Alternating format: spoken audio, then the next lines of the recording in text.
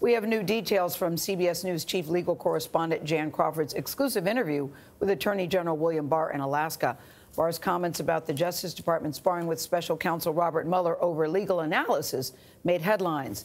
The Attorney General also talked about evidence that makes him believe top government officials may have acted improperly when they authorized surveillance of President Trump's campaign. This morning, we are learning why Barr went to Alaska for his first major trip. Jan joins us from Washington with more on that. Good morning to you, Jan. Why did he choose to travel so far? Well, I mean, Gayle, he wants to take a look at the problems that are plaguing some of the rest of the country. And Alaska's 2 U.S. senators had really been urging him to visit. And what he saw there, I mean, it prompted him to call public safety in much of the state an emergency. To get to this remote fishing village in southwest Alaska is a ride by boat. But this is one of the places Attorney General Bill Barr came to see. I'm glad I'm here. It's good to meet you. Hi, welcome to Alaska. Thank you very much. As he made his way along the boardwalks that wind through the village, he heard how the isolation has made the residents vulnerable. We need serious public safety care. In a meeting at the local school, the village's tribal chief pleaded for help and protection. We may be poor, we may be the poorest people and the neediest people, but we should matter. Alaska has the highest rates of domestic violence and sexual assault in the United States, 3 times the national average. But an investigation by the Anchorage Daily News and ProPublica found 1 in 3 communities in Alaska had no local law enforcement officers, and their sex crime rates are even higher. Help can be hours or a day away.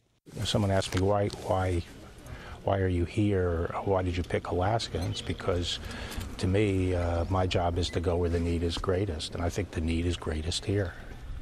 These are people that are just asking for the basic physical security, and it's not much to ask. This village has new tribal police officers, but with no training. Their jail is used primarily as a drunk tank.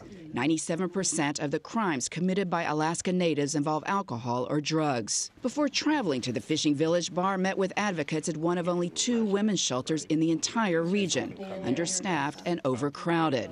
It's a common thing to be, over capacity. So we've got people staying in the living room and in our playroom. In Anchorage, he toured the state crime lab with its backlog of unprocessed rape kits.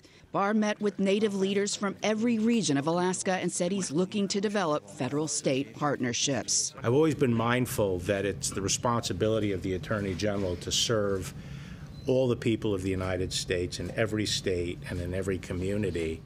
Now, the Attorney General said he's hoping to find a broad solution that will also involve the tribal governments. And today, the Justice Department plans to announce new funding for Anchorage because of its disproportionately high crime rate. Tony?